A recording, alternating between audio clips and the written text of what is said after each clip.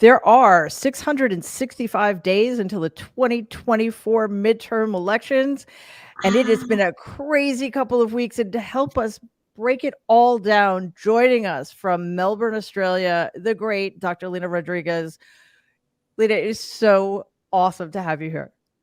thank you so much. It is a total buzz to be here, let me tell you. Yeah.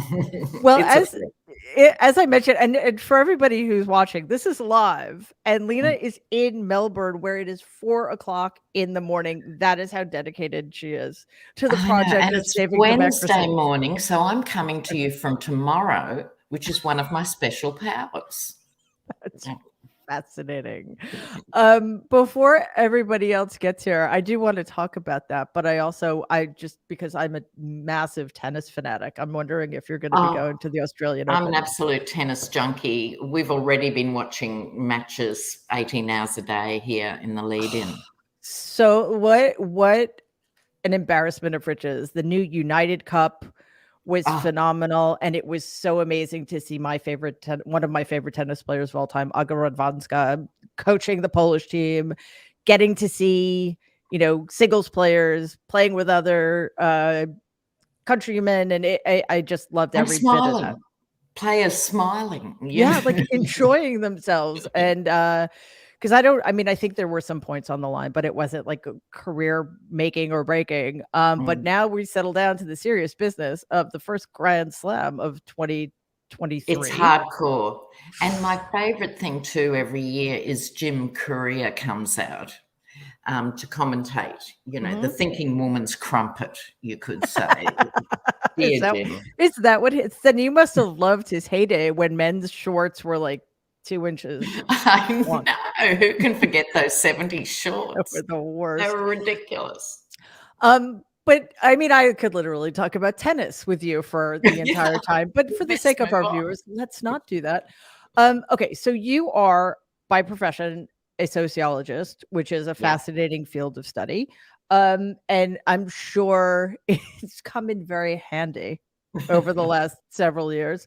And we'll get to that, but I want to start with the reason you're here because I came across one of your videos literally 3 minutes before the show we did. I don't know if it was last week or maybe 2 weeks ago.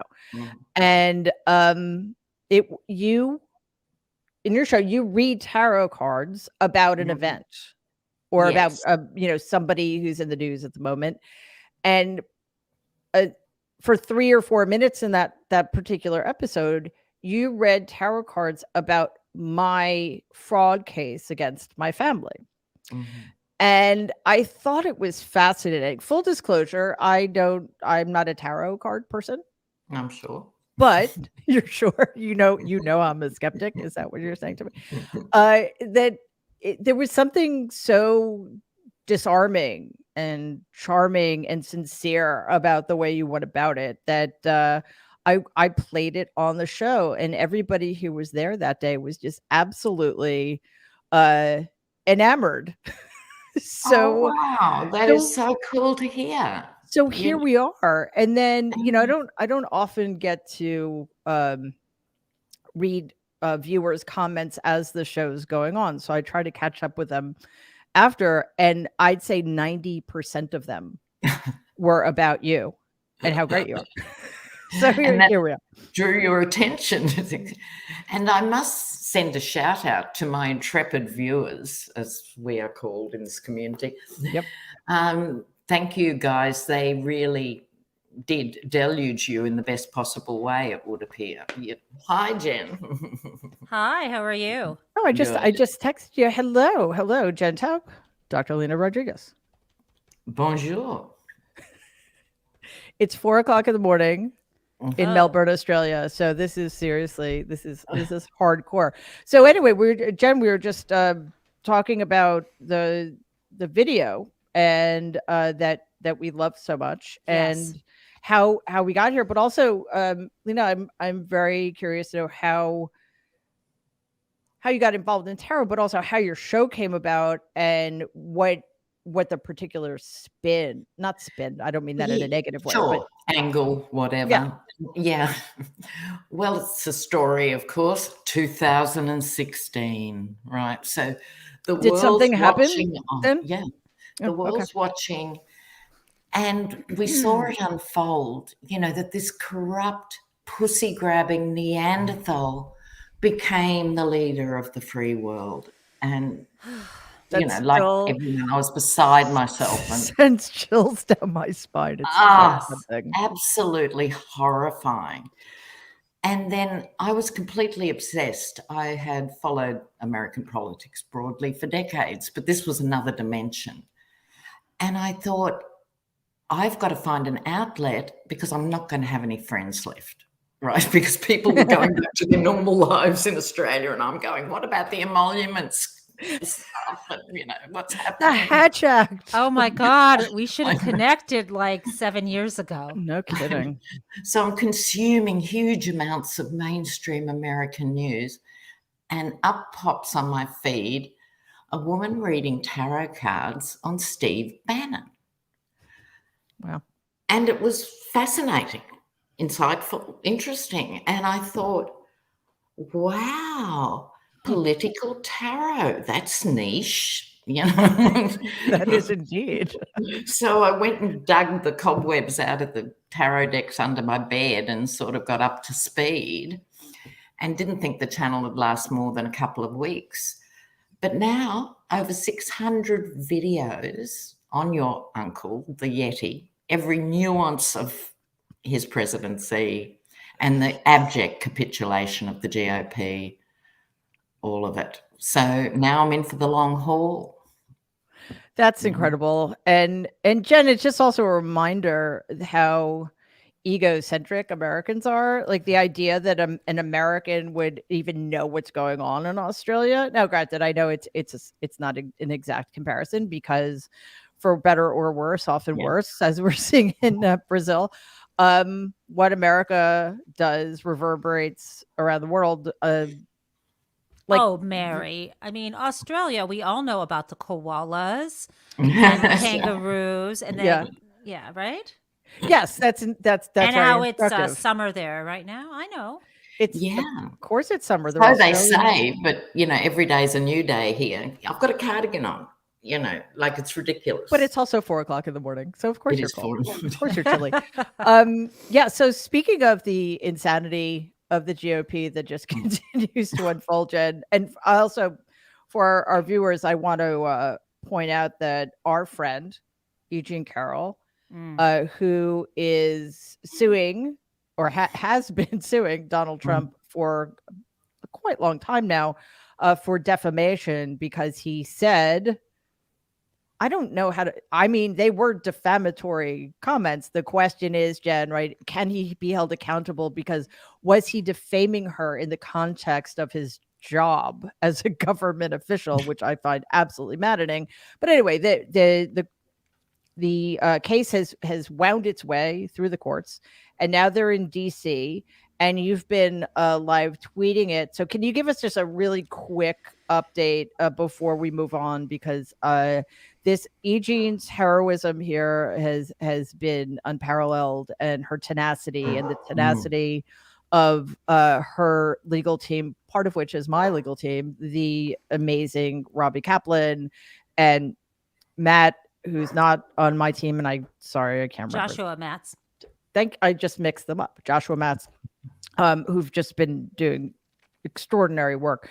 So if you could give us a sense of where things are right now, where do you think things are going to be going, and what to expect in terms of a ruling, that would be awesome. I would be happy to, but as is my custom, I'm eating, and so I want to show people, in case they're wondering, this is not a paid for advertisement, but I am having a Trader Joe's.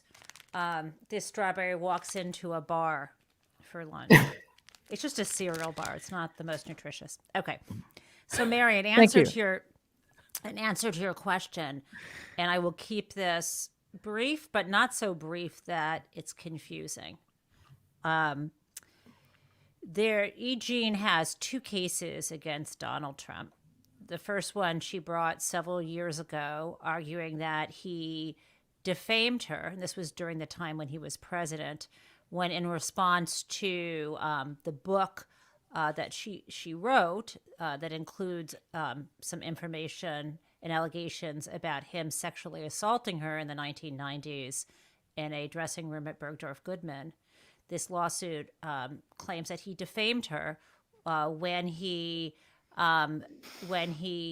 not just denied that he had raped her, but he said things to the effect that she's not my type, implying that not only was she lying, but she's so unattractive was his implication that she wouldn't even be worthy of rape. But what's the implication of that? If she were his type, then yeah, maybe he would have raped her. But in terms of yes, but the other piece of it too, saying that she was accusing her of being paid by third parties. So these are the alleged defamatory statements, and E. Jean brought a case. And separately, she is this year, that was several years ago, this November, she brought a new case of defamation because he also redefamed her, making similar statements after he was no longer president. And she also brought that case under something called the Adult Survivors Act about the underlying sexual assault. So there's two different cases. Today's hearing related to that first one. And I just want to be clear about why it's in the D.C. Court of Appeals. And you can think of the D.C. Court of Appeals as the equivalent of the highest court in a given state. Obviously, District of Columbia is not a state, but it should be. I see a kid. The District of Columbia should be a state. It's not. So why is there an important hearing there? And this is the part. And I will be brief, but I think it's super interesting and important. If you listened in today, because the argument was on YouTube, your head might have hurt. Mine certainly did, and I teach law, and I teach procedure, and I'm familiar because of my business law courses, the law of agency. So a lot of what they're talking about is extremely familiar to me, but much of what they're dealing with is extremely specific and arcane because it relates to the intersection of many areas of law. The bottom line, though, is this. The very first case that E. Jean brought against Donald, she brought it in state court. Donald and the Department of Justice removed it, brought it into federal court. Bill Barr brought it into federal court, and the Department of Justice said, we are responsible, not Donald, because there's a law that says the Department of Justice, it says the Department of Justice has to represent the United States. And this is when Bill Barr is Attorney General, right? Yeah. But okay. The idea, what's really important here is if you sue someone who's an employee of the federal government, the good news is Congress passed a law saying there's no sovereign immunity blanket. Mm-hmm. Okay, so if someone hurts you who is an employee of the federal government, you can actually sue them, and the federal government will defend, and they'll have to settle the case with you under certain circumstances, instead of the person raising their hands and saying, you can't get me, I work for the government. That's the good news. The bad news, though, is sometimes when the federal government steps in for an employee who hurts you while they're employed by the federal government, they can say, well, when it comes to defamation, we still have the immunity. We didn't lift the immunity. So that's what's going on in this case. In this case, Donald Trump has argued, and the Department of Justice is continuing to argue, even under Bill Barr, that when Donald Trump spoke to reporters and defamed E. Jean Carroll, that he was acting within the scope of his employment. And as a result of that, the Department of Justice must take over the case. Donald must be immune. And because it's defamation, she's SOL. She's out of luck. That's the big piece. Why are they in the D.C. Court of Appeals? This is because, remember I told you the case goes into federal court. E. Jean wins. The trial court Judge Lewis Kaplan says, you win. Donald was not acting within the scope of employment. You win, meaning the case can move forward into trial. Donald appeals that to the appellate court. The Second Circuit says, not so fast. We're looking at this law, this special law that allows you to sue the federal government employees. And we see that the decision as to whether a particular employee was acting in the scope of their employment isn't a question of federal law. It's a question of state law, or in this case, D.C. law. So the judges there said, the Second Circuit And by the way, they heard this in December of 2021, and now it's only finally getting to the DC appellate court. They said, DC appellate court, DC appellate court, you get to decide whether he was in the scope of the employment. And here's the deal. The DC fucking appellate court today, utterly brilliant. They're trying to pass the hot potato. They don't want to decide. Right. And both sides want them to decide. So that's what's going on now. Well, thank you for that, because it is a very important case, and it's, as far as I can tell, it's the only personal civil case that's getting anywhere. So it sort of feels like Eugene is carrying the banner for those for the rest of us who keep getting hobbled. Some more good news about that. The good thing is that Lena Haba, Donald's lawyer, whom he richly deserves, continues to show herself to be a moron, which is very fitting. The bad news is that Merrick Garland's Justice Department could have let this go. He could have said, you know what? We're not going to pursue this. I understand Merrick Garland, the institutionalist, who seems to think that means having his hands tied behind his back, his being blindfolded, being gagged, because in the service of rehabilitating the institution, he's essentially giving those Americans who would see democracy destroyed a leg up. He decided to continue on with this case.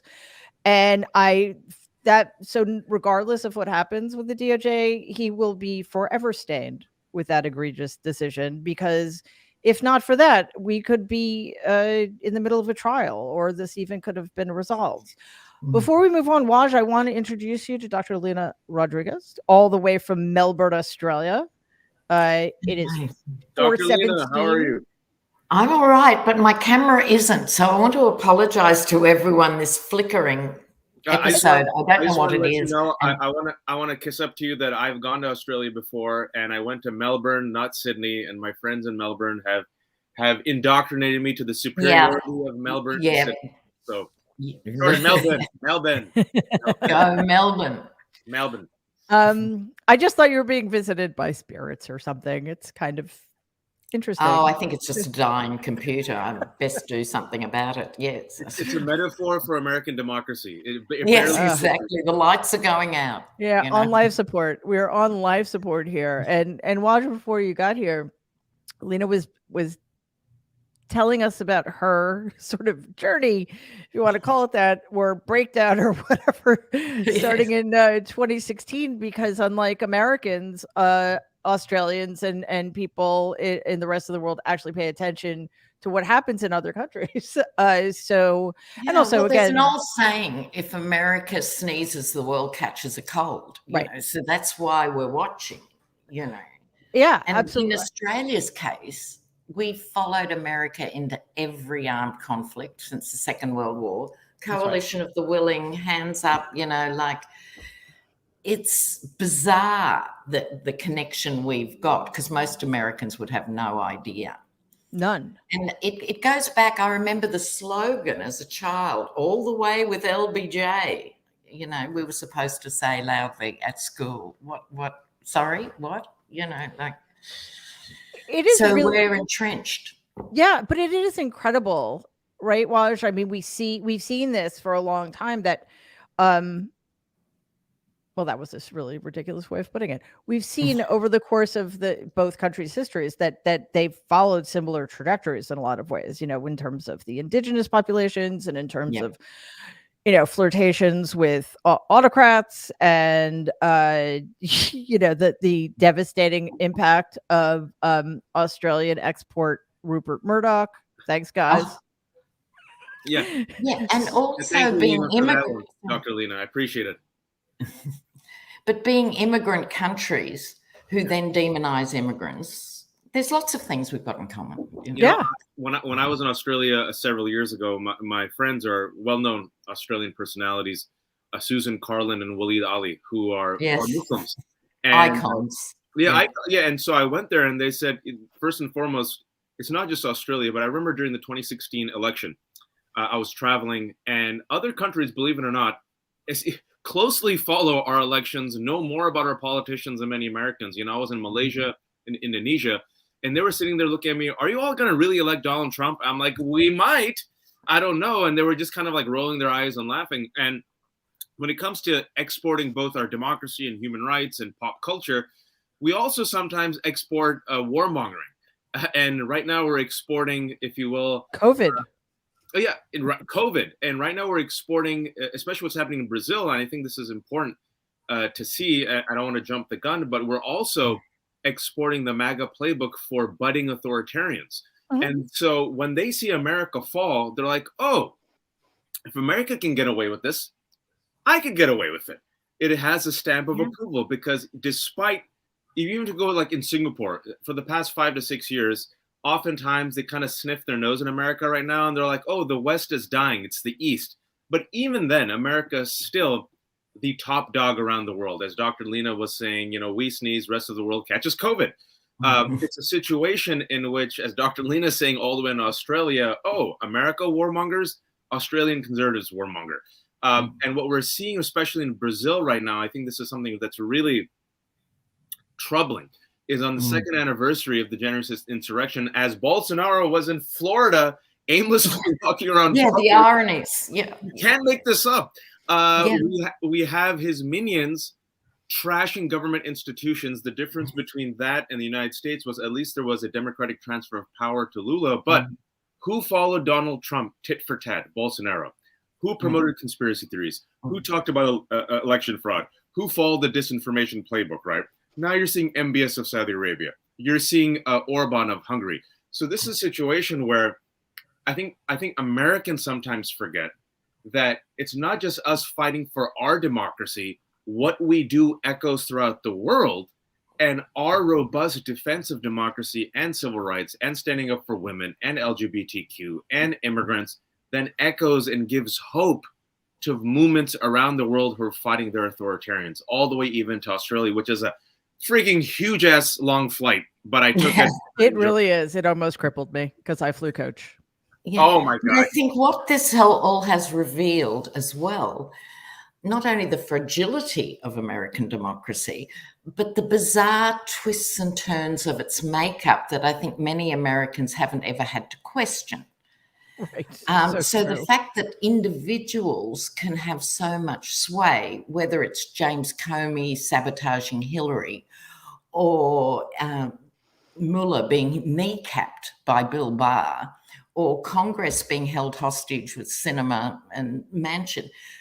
If you have one or two people, this is the definition of autocracy, not democracy. Right. And now we've got this new sordid development with McCarthy caving in to one person being able to challenge the speakership. And we all know where that's going. This is not actually a healthy, functional democracy. It isn't. And first, I want to note that probably 90% of Americans couldn't name the 5 people you just mentioned, all the way from Melbourne. I mean, seriously. Comey? Who? What? Cinema? What? You mean where you go see movies? So that... With a Lululemon bag, by the way. You go to cinema to see Lululemon bag. Yeah. I don't know what that means, but okay. She wore the Lululemon bag. She wore the Lululemon bag when she did the infamous thumbs down, remember? No. God. I mean, I remember the thumbs down. I don't remember what she was wearing. Someone who's watching will appreciate my exquisite political reference. Okay. I'm sure somebody will. But the point is that the arrogance of the American experiment is that we're a democracy. We will forever be a democracy. We don't need to do anything about it, right? And we see that time after time with things like gun safety legislation. Well, no, you can't do anything about that. Second Amendment. And yet we see example, like I think Australia is probably the most striking example of what happens when you do say enough is enough. We don't want people to keep being slaughtered with weapons of mass destruction. And look what happens. You ban assault weapons and mass shootings stop, right? We've never been good at this, but I think, credit where credit is due. Donald taught the Republican Party to be even more shameless, to never to take responsibility for anything, and he taught them that chaos is their friend, right? We see that unfolding in. And I think also that it goes back. Newt Gingrich has a lot to answer for because he dismantled civility Yep. from the American political landscape, right? So Yeah. that in turn allowed your esteemed uncle to get away with what he got away with, you know. Mhm. Yeah. But then the question remains, and this is something, I think this is our project going forward. Not, yes, we need to figure out why it took so long, to the extent that they have gotten there, for the Democratic Party to realize, oh, wait a minute, there is no rule book anymore. Civility doesn't matter. They will lie, cheat, and steal to get their way. They will rig everything. They will blame us for everything. They will never cooperate. There is no such thing as collegiality across the aisle anymore. So, but more importantly, we need to figure out, like, what is it that's happening in America right now that compels tens of millions of people to continue voting for that? I mean, right now, right, Jen, Donald is still the leader of the Republican Party. I mean, part of that we can fault our justice system, or the serious deficiencies in our justice system for, and serious deficiencies in the way media frames things. But part of the problem is that people are really dedicated to the project of chaos. And as we saw in the House, just burning everything down for the sake of burning everything down. And yes, there was a question in there. Figure it out. The question was, do you agree with me, or It's like a do Rorschach you test. actually agree with me? No, the question was, I will be analyzing this response. has it always been thus, and what can we do now? No.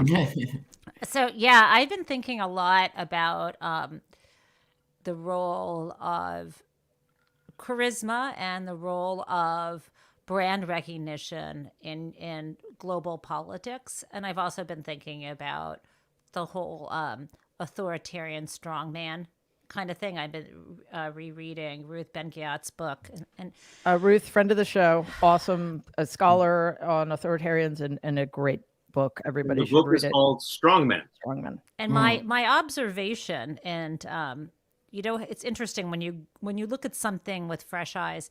My observation is that this is from her research, and places where there has been at least theoretically a democracy, like the U.S., even though it's taken a while for people of color and for women generally to get the vote. Ever since sort of the rise of democracy, when you get to the early 80s forward, the authoritarians who've come to power worldwide, instead of coming in through military coup or through appointment, like, although people always say Adolf Hitler was elected, not his first rise to power. It used to be authoritarians would rise to power through some kind of appointment or through a coup d'etat. Now authoritarians are able to get elected. They don't need military coups. And because I think a lot of this has to do with the ability to control the media, it has the ability to use various forms of propaganda to get recognition. So this gets to your question. Why do so many people still support Donald Trump? Because it's Coke and Pepsi. People are choosing a product they recognize. They're busy trying to get through their own life. Most people have a family member who's either in the throes of addiction or jail, or someone's lost a job, or someone's sick, and their plate is full with what they've got to deal with their life. And so when they're going to vote or think about voting, they're look at the choices in front of them. They're not part of usually primaries, and if they are, they don't get to choose who's on the ballot. So they're doing Coke or Pepsi. They're doing their football team versus that football team. And they have been brainwashed to some degree by forces in the press and elsewhere that they're good people on both sides, because that's not the case anymore. Well, I think also there's the hearts and minds argument that America as a construction and as a state has done brilliantly, which is convince everyone from birth, cradle to grave, you live in the greatest country on earth. Yeah.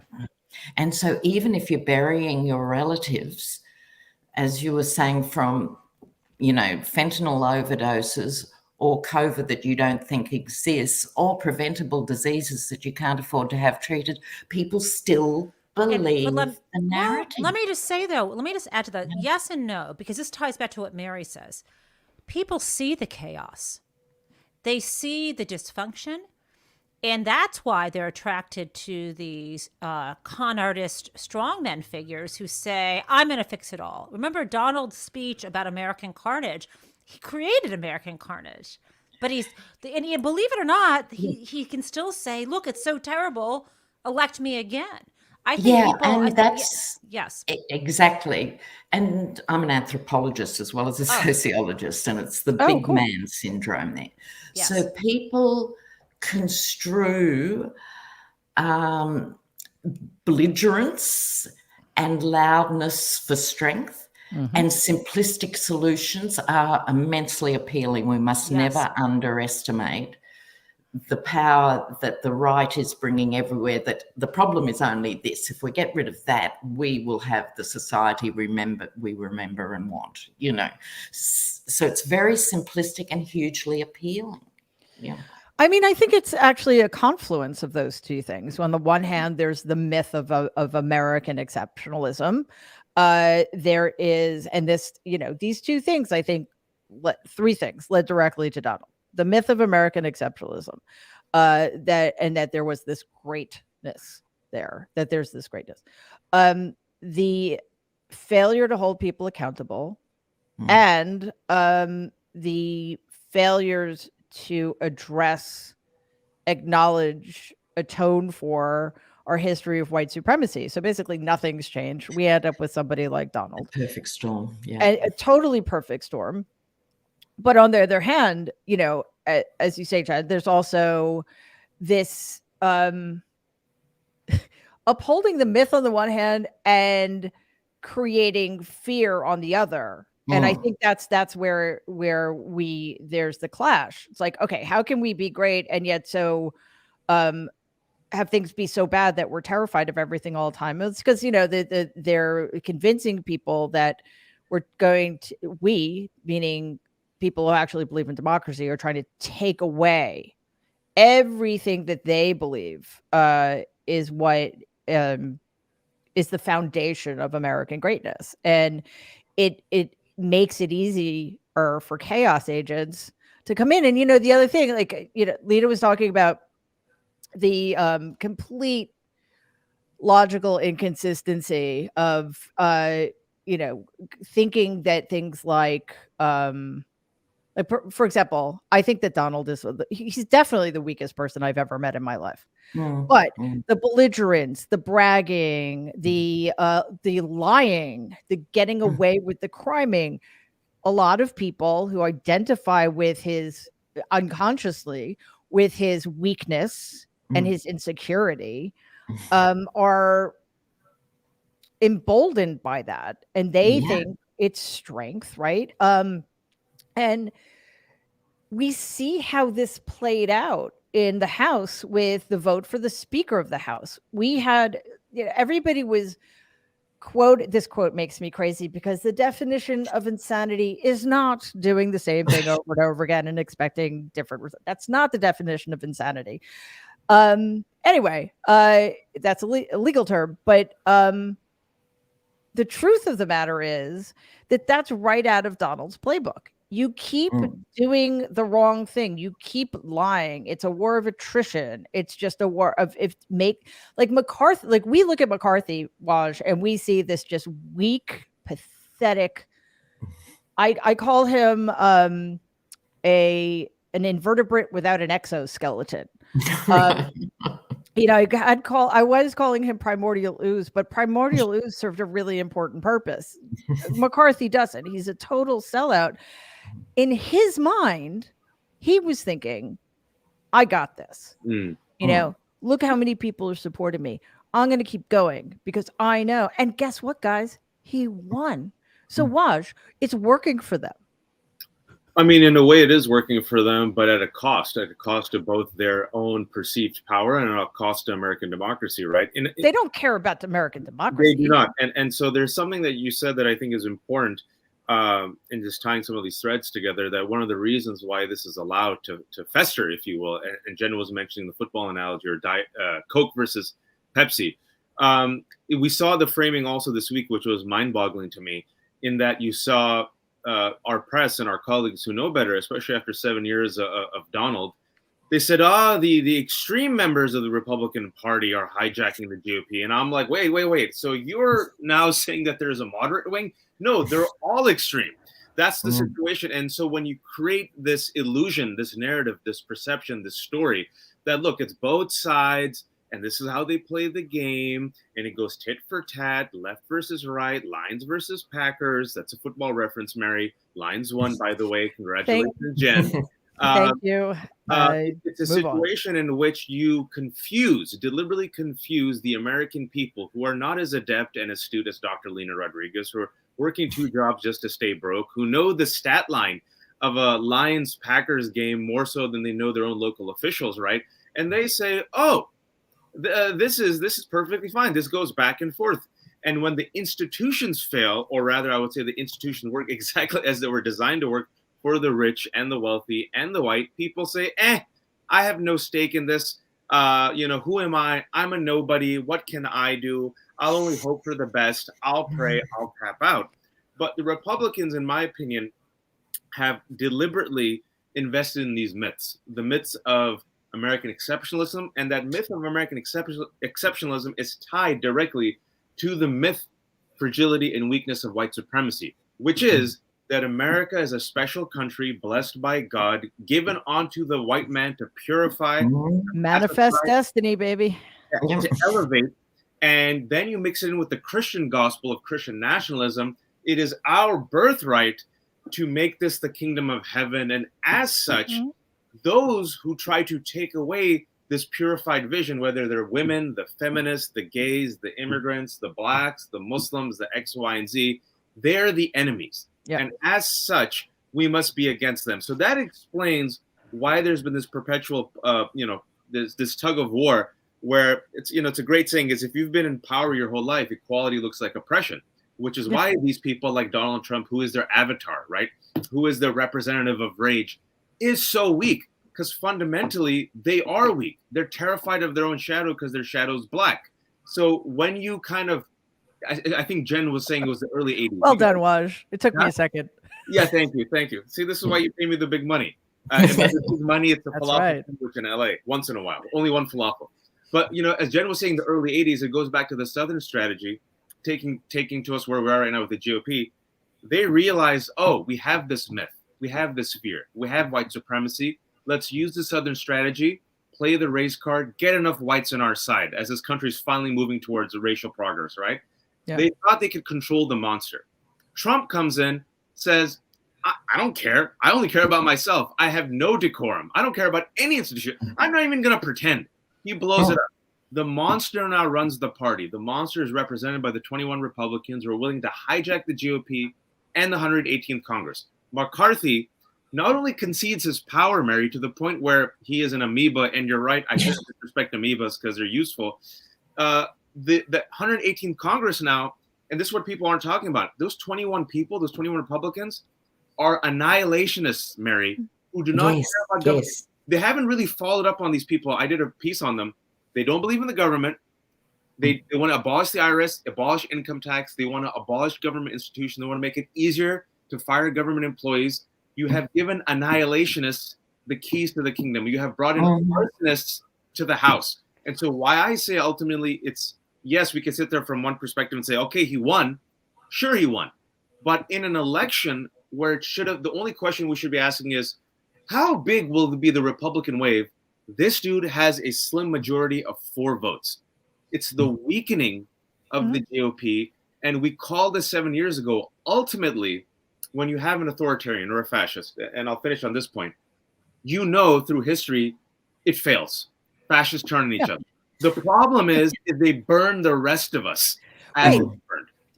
All stipulated, and it made great points. There's so much there. I just want to let people know that I'm because I clearly we all think about this often. I'm writing a piece called "A Brief Tutorial on How to Talk About This Shit," because if I see one more journalist refer to the 20 holdouts in the House vote, the 20 Republican holdouts led by Matt Gaetz as conservatives, my head will explode.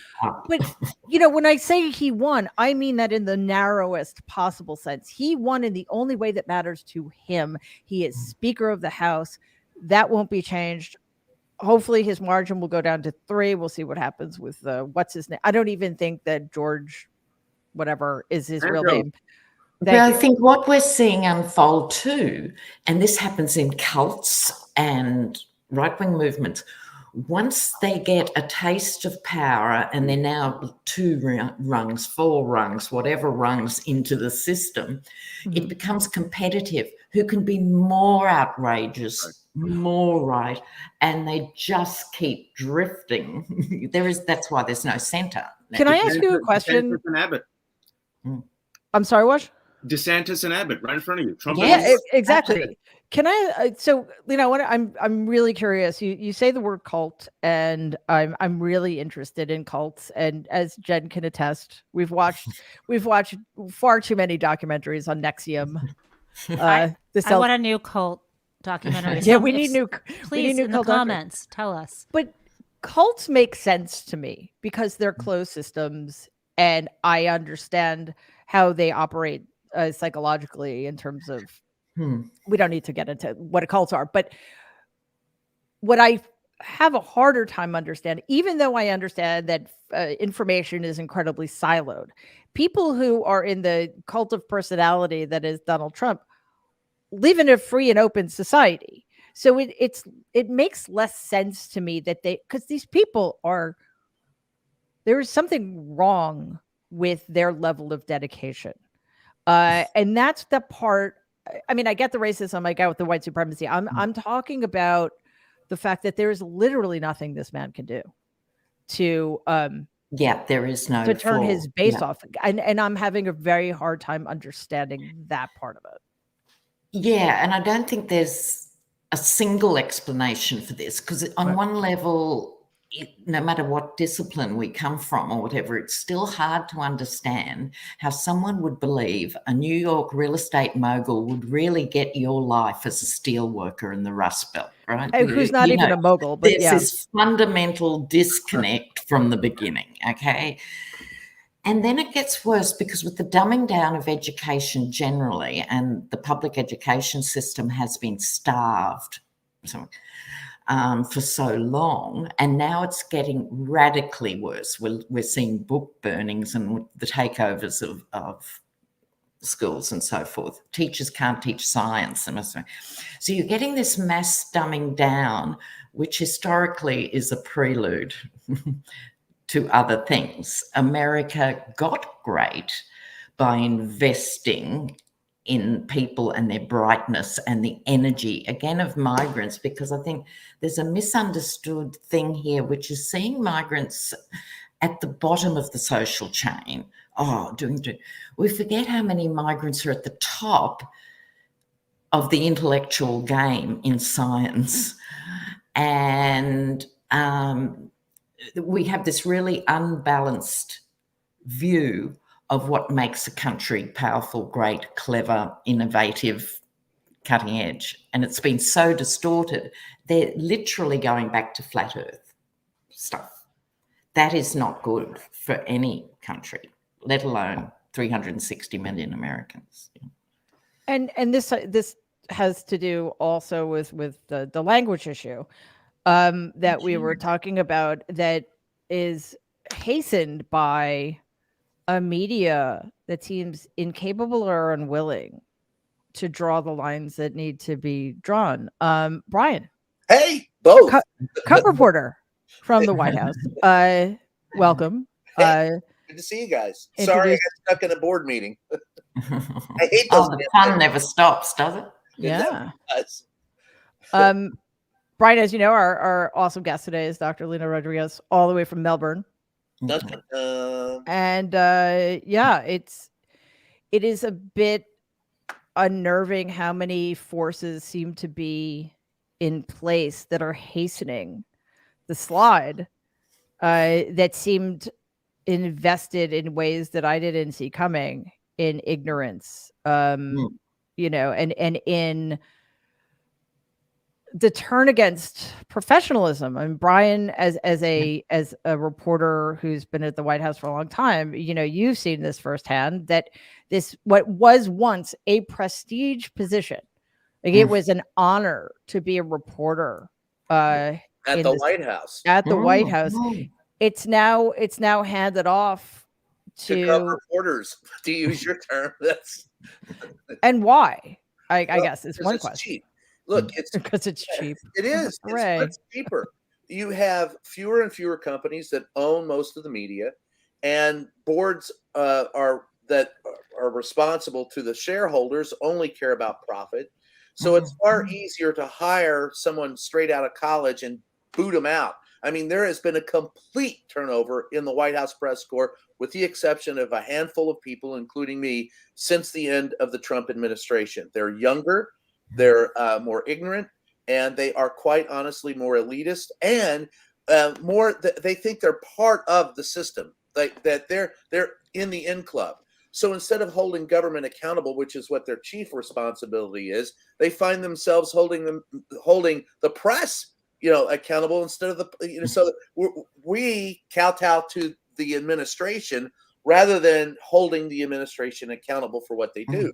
And the people that are in there do not understand the issues. I have run into several young reporters who really don't even understand immigration issues. They think, you know, I had one of them say, "What do you mean open border? I thought we had a wall across the southern border." This is a reporter who's in the White House. I've had others who don't understand what mutually assured destruction is, or understand what our foreign policy is in Europe, or having troops in Europe since the end of World War II. All of these have happened in the last 2 years during the Biden administration. And the Biden administration is able to control the press where Trump couldn't, because he was a bully, and he's much more in tune with putting people, with placating people and playing to the First Amendment, while at the same time the businesses that run the large companies that run our business are content at putting very young reporters who don't understand the issues in. And, you know, when you have reporters going, well, these, I actually had someone refer to a member of the GOP as a liberal.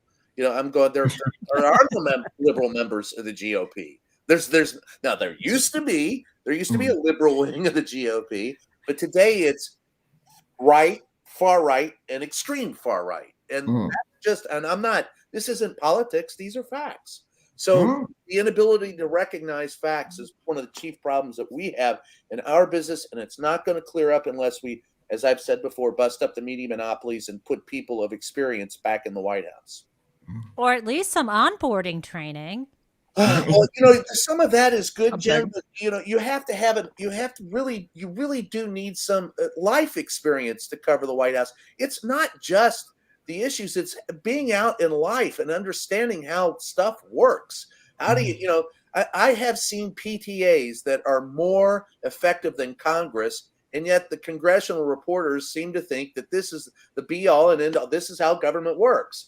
And I say, join a PTA. Learn how it really works. Mary, if I just do a quick follow-up to Brian, you know, please. I'm in Virginia, D.C. My career has been very interesting in, if you will, this thing called the media. I was, you know, part of CNN's lineup for a year. And I can tell you what folks also don't realize is many of these individuals also come from wealth. Brian touched upon it. They come from the same 5 or 6 schools. I know people might roll their eyes. Many of them are white. It's part of the same incestuous circle. And there was a great Vulture magazine article that came out a couple of weeks ago called Nepo Baby, about the babies of nepotism in Hollywood. And many of us were like, you can do one in DC. And Oh, Yeah. hell yeah. media and politics, right? And this lack of cultural awareness, this lack of curiosity, this lack of just awareness of different ethnicities, what's happening in Australia, what's happening with Black people, Muslims, it's so prevalent. But there is a skill at self-promotion. There is a skill at knowing the right people. And then you sit there and you think, okay, if the gatekeepers to this thing called the media that is responsible for informing us about the world, which explains why, curious, proactive folks like Dr. Lena Rodriguez all the way in Australia know stuff about our own country that our own countrymen don't know. Well, why is that? Because those gatekeepers themselves, whose job and responsibility, I think Brian would agree with me, is to inform the public, they themselves are not informed. And when you're also running, if you will, for this in this incestuous circle to simply get ahead, to get the scoop, to get on TV, to get the commentator contract, to get the book deal, you're also betraying the public and you're holding your punches, which is why if you look at, most folks around the world, whether it's in Australia or England or even South Asia, they're like, why are your journalists so weak? How come they don't do pushback? How come they don't follow up? And what I can tell you behind the scenes is in the green room, they're buddies. They're pals. That's And right. you're sitting there, you're like, it's good to be friendly and cordial, but this is a little too close when you're dating that person, Right. or when you're having a vacation with them and you're And chilling say who with you're each other. talking about, Watch. You're talking about Alan Greenspan and Yeah. I mean, What's her name again? Yeah. Yeah. I just had to say that. Yeah, look, my favorite recent example of the media not understanding at all what its job is when I think it was the very poorly named Inflation Reduction Act came out, and reporters were like, there's just too much in it. Nobody's going to understand what it does. I'm like, that's your fucking job. You're Yep. supposed to read it and help your viewers and readers know what's in it, because most Americans don't have the time. And quite honestly, they shouldn't have to read this thousands of pages. That's what That's you're our supposed to job. be doing. That's right. That's And our job. We but don't do it. right, exactly. And it's more like, oh, well, it's no wonder the American people hate Joe Biden so much or whatever. No. Well, So- Mary, to your point, Tim Russert said, the late Tim Russert said, it is the responsibility of the media to hold our politicians accountable. And if we don't understand what it is we're doing, we cannot do it. And you cannot understand without the experience to do it. When I walked into that briefing room, that first row, and that first time I walked in there, that first row had about 200 years of experience among 7 people. Yeah. Today it's about 15 minutes. Yeah. I want to get back to a broader issue of it, the ways in which American exceptionalism interferes with America's ability to become exceptional or good, even because. And also, I just want to acknowledge that Waj has been in the private chat, has mentioned Henry Kissinger, and I think he's a really great example of the poisonous deal people make in order to get connections or be relevant in DC. Henry Kissinger is a war criminal, and I can think of very few politicians in my lifetime who have ever said that, and very few who haven't just kissed his ass. I can't imagine being in the same room with that evil man. That's a conversation for another time. But I've written this about Donald, actually. If you think you're great, there's no incentive for you to try to be good. And Americans have this idea that what do they need to know what's going on in the rest of the world? The only thing that matters is what happens here. And that's why we see such a disconnect between the importance of Ukraine and the Republican Party's ability to manipulate that situation to undermine U.S. support of Ukraine. Ukraine falls. That is yet another, but probably the biggest domino to fall towards the undermining, if not destruction, of the Western alliance and liberal democracies. Am I overstating it? I don't know. I think there's also been a little bit of like, given that Trump, aka the Yeti, did his best to. We just call him Donald, although I like the Yeti. Okay, no, Donald's fine. To dismantle NATO, and he did weaken it considerably. And part of the reason Putin went in was because he assumed NATO wouldn't do anything. So the fact that Ukrainians stood up shoulder to shoulder and NATO came out of its coma and acted. So suddenly there was a shift in world dynamics again that caught the attention. There was a ripple effect around the world that was completely independent of the USA. And so suddenly people were reclaiming their voices in this way. So I think the USA has got to be careful it doesn't get bypassed and leapt over to some extent, particularly in terms of research and development, great scientific breakthroughs, being a major player in geopolitics, because really the quality of people going forward is simply just not up to the task. You know,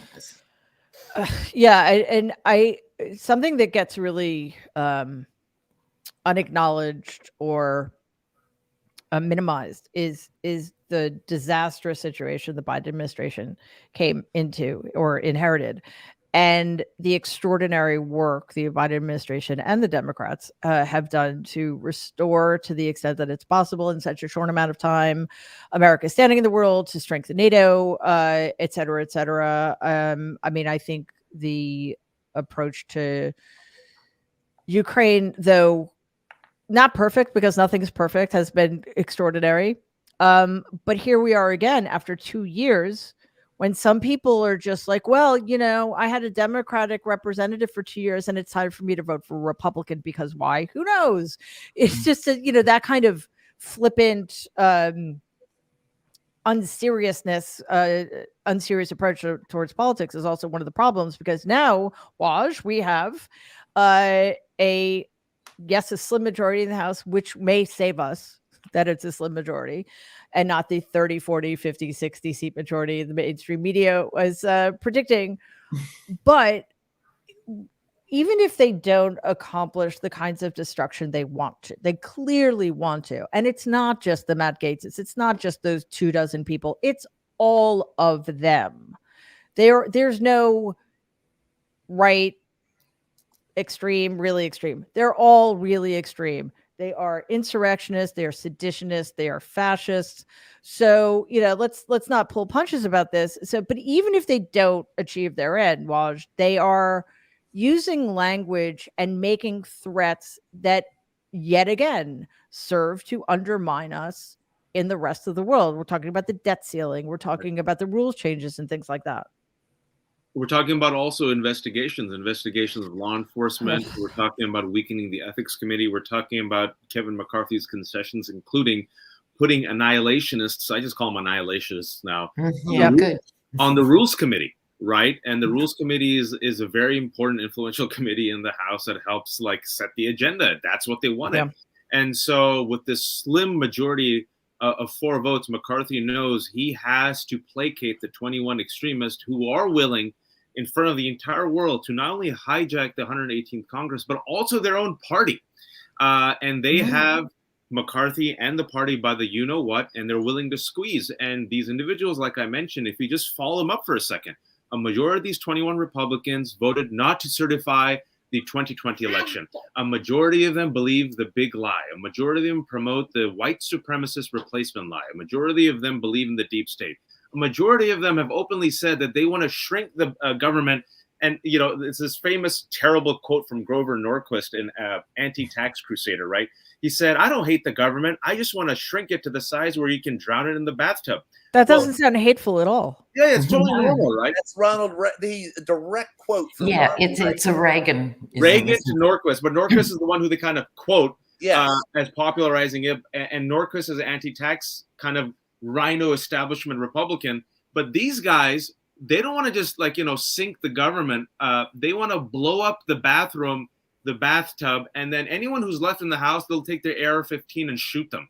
These are the folks that we're dealing with, right? And I well, they got rid of the magnetometers, so there you go. There you go. And I say this without hyperbole. That was bizarre. 3 of the 21, well, including Lauren Boebert, the person that you just mentioned, who wants to get rid of them, 3 of the 21 were of the 11 who proactively sought pardons. The reason why I'm kind of laying this down is when you have these types of extremists who have this much power and hijack the Republican Party, what do you think is going to happen to the party, and what do you think is going to happen in Congress? So I know people might say this is a strange way of looking at victory. The Democrats, the fact that they're so united, which is very impressive. The fact that Pelosi and Jeffries got them into shape. The fact that they have decided, and we saw this for the next 2 years, we're going to obstruct you. We're going to obstruct Republican extremism, which is a good thing. What we can best hope for, Mary, is you just hold on, right? What they said about Dunkirk's survival is victory, because it's going to be 2 years of bullshit investigations, 2 years of weakening ethics committees, 2 years of, I think they're going to keep trying to push impeachment for Biden. Don't sleep on that. 2 years of trying to weaken the American trust in the DOJ and law enforcement, because the DOJ, as we mentioned at the top of the show, is doing what? Trying to do his job. I think I would like for it to do it faster and hold people accountable, so that when and if they hold some of Donald's cronies accountable, they're going to say, see, it's just the deep state.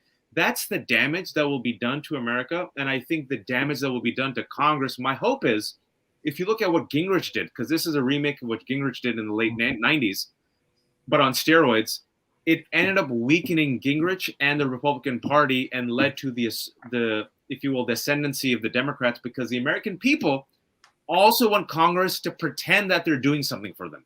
They hate this type of throwing the sands in the gears of Congress. And when they're in power, whoever's in power, that party gets blamed. So the annihilationists, this is why I said in the beginning, the annihilationists will harm us, but they're also harming the GOP and Donald ahead of the 2024 election. And we just have to hold on. Yeah, Jen? You're muted. No, it's interesting what they're actually doing. There's this level where they're fighting the culture war, and they're trying to maintain white supremacy. The legislation, the 118th Congress, the first thing they introduced is to massively cut IRS funding, to essentially destroy the agency and make it easier, if it wasn't easy already, for the wealthy to avoid paying the taxes they legally owe. They're pro taking the cop off the beat. They're pro tax fraud, and it's just astonishing to me. Smaller government. That's what they. And by the way, by raising the deficit by over $100 billion, they're going to be doing nothing to help ordinary Americans or fight inflation or any of the stuff they claimed to want to do. Well, then also many of them don't believe in paying the income tax. So there you go. Right. We have arrived at the reductio ad absurdum of the Republican Party claiming to stand for absolutely nothing it used to stand for. It seems to me to be so breathtakingly obvious, but apparently it isn't. And I think when you know that it's obvious and you know that every word that comes out of their mouth is a lie, it kind of makes it all harder to take. So we're almost done. And I wanted to shift gears a little bit, Lena, to your sense of where we're heading. And we spoke before the show started. I'm not a tarot card person. I'm not an astrology person or anything like that. But in seeing your show, there was something so hopeful about it, about your approach, about your assessment of things, that it really, I think, lifted all of us when we played it on the show a couple of weeks ago. So I don't know if you've ever read the United States tarot cards or democracy's tarot cards Yeah. And or let not. me just say, it is in a state of flux. Yeah. So on the one hand, tarot or whatever notwithstanding, it's still in the hands of the American people. There are still at this point marginally more sane, decent, sentient beings Where are they? who can act at this crossroads in time. And I'm a great believer, think global, act local. What can you do in your area about something? Mm-hmm. And you're more likely, because I think a lot of decent people are exhausted, paralyzed. What can I do? I'm only a little person. You need to actually engage with other like-minded people, because the craziness, I think, will accelerate. But at the same time, it's due for a pendulum swing. Surely. I completely agree with you, but I was actually having a conversation with, I think it might have been Danielle on the New Abnormal, about the pendulum swinging. And it seems to me the pendulum, as it did in the last 4 years, swung very far to the right. Like we got to fascism, right? And Absolutely. but when it swings back, it never goes very far past No, center it just left. limps back to something less awful. Center left, if we're lucky. When are we going to get it swinging all the way to liberal progressivism? Because I think that's the corrective. That it comes back, and I know your panel has talked often about the weakness of Dem messaging. And if they could reinvent, get their second tier people out there, the Katie Porters, the Pete Buttigieg's, get them out there and make the message really simple, bite-sized, sometimes down in the gutter, but you don't have to have your Bidens and people doing it. You can have others doing that.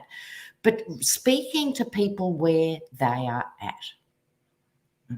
And Fox keeps making the mistake of putting on Pete Buttigieg. And every time 5,000 phone calls later, they go, oh, who's this guy? I had no idea. I really like him.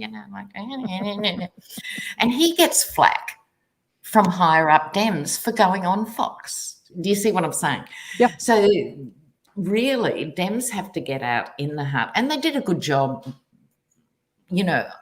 at a candidate level last time. But it's time for the old guard, to start mentoring and let the younger ones come through, because they can talk. Because the future is with the youth, and most youth I know don't identify with your average 84-year-old. I'm sorry, there's a disconnect here. I'm so glad you said that, because we've had a couple of conversations and we've gotten accused of being ageist, because we were talking specifically about Dianne Feinstein and how she's up for re-election in 2024. She's going to be 91. And it's not so much the number, although the actual actuarial tables have something to say about that. It's about her cognitive abilities. And I think that Joe Biden should run again. It's not about ageism. It's about where we are and what's needed. And that's why I think what Nancy Pelosi did was so brilliant and altruistic and necessary for the party. She put in place the leadership of the next generation. And it's a beautiful thing. We saw what happened in the House on the Democratic side is entirely down to Nancy Pelosi, in my opinion. So, I agree with you. We don't usually do this because this is just usually, whoever comes on just becomes part of the group, and as you have, and it's been amazing. But because we're like so happy you're here, I wanted to give everybody else a chance to ask you a question. And I feel bad because it's only 5:09 in the morning for you, but you're up already, and hopefully you've had lots of good Melbourne coffee. So Brian, do you have a question? Well, yeah, I actually do. But first, what you were saying about the age stuff is accurate, and I want to report, and having covered these last two presidents, I watched the ceremony from the East Room on Friday with President Biden. He was quick. He was with it. He made it was funny. Harry Dunn, not Harry Reid. That would have been really weird. Yeah, Harry Dunn walked up, large guy who got the citizenship award, and he walked up and said, "Hey, little fella," to the president. The president laughed, shot back a remark to him. He mispronounced the name, and the guy said, "You corrected him," and he says, "I'm glad you know your name. You can call me President Vidden for the rest of my time here if you want." The guy's with it. He's still got it. So I don't, anyone who wants to say that he doesn't, I've been with him. I've been around him. I've been in, and I was more worried about Trump. Quite honestly. Right, but it's also the accomplishments too. Yeah, but you can't accomplish it if you don't have the mental state. And all I'm saying is he's there. Donald Trump, I was never sure he was always in. I saw quavers in his hand. I saw him, stumble. I've not seen that out of Biden. Hell, he took a run from the East. I mean, he actually trotted out of the residence, shook hands with supporters, avoided us reporters as he left on the helicopter. And I said, "Hey, baby, we're over here. Come talk to us." And he smiled and waved and took off on a jaunt, made it to the helicopter. The guy's still there. But my question to Dr. Lena is, Dr. Lena, what I see on the inside, you are so far removed from inside the bubble where I live in Washington, D.C. What do you think is the biggest problem American politics faces today? Oh, just a little thing to think about. Okay. No pressure. I do this for a living. Yeah, right.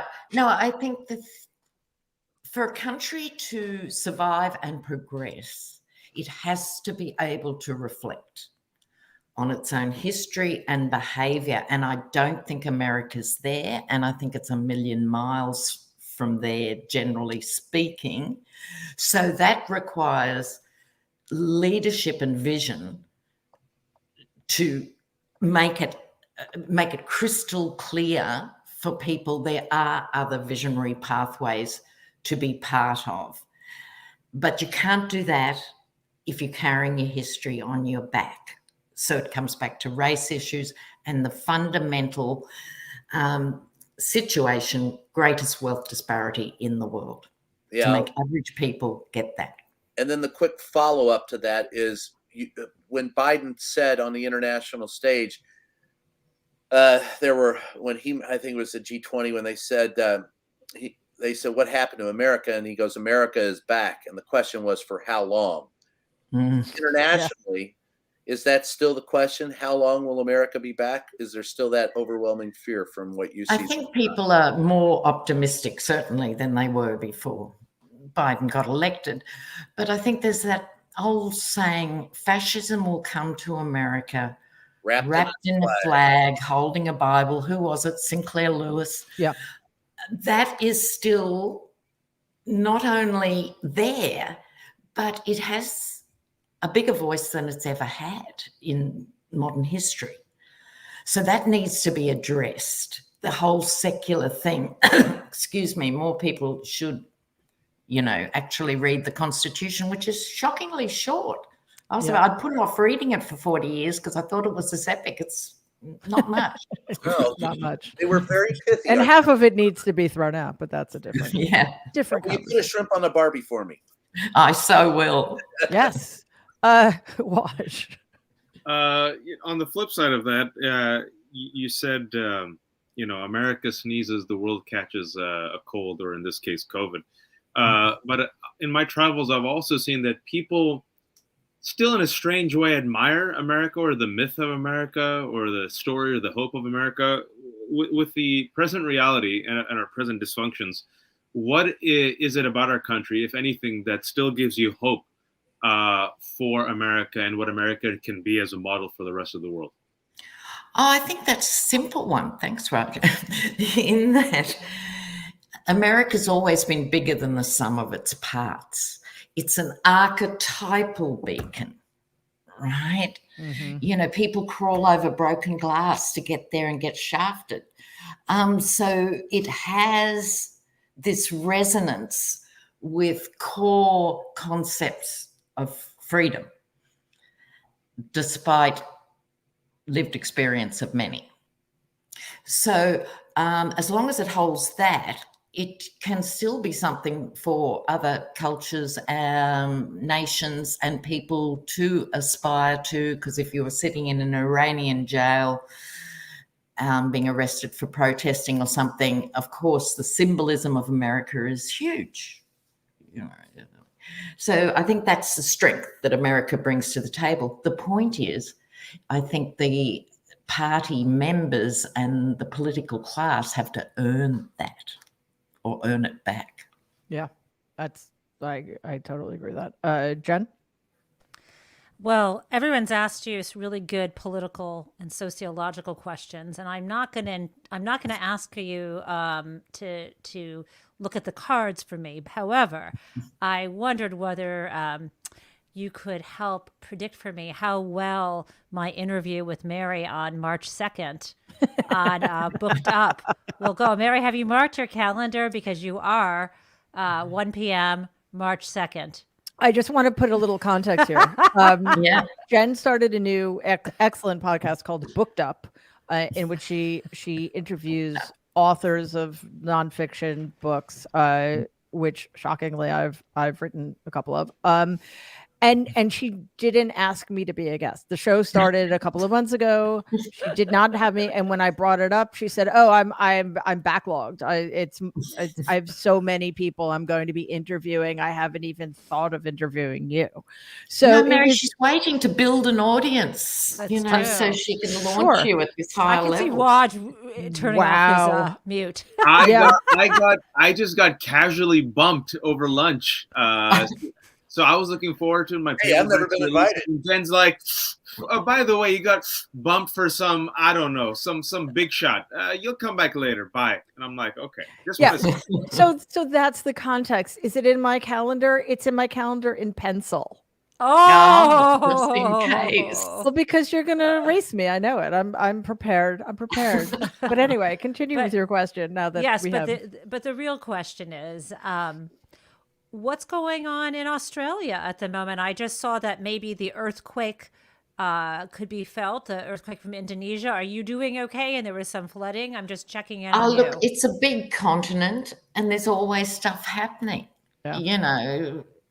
Droughts and flooding rains. It's always, but the thing I'm most concerned about is our immigration policy, which is gobsmackingly awful and has encouraged other countries to turn detainees away and processing people offshore like salami.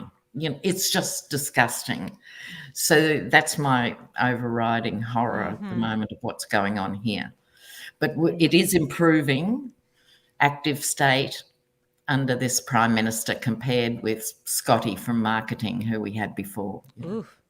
Pentecostal fascist nutcase, Wow, that's impressive. It seems to be So going it's an around the improvement. globe. It really does.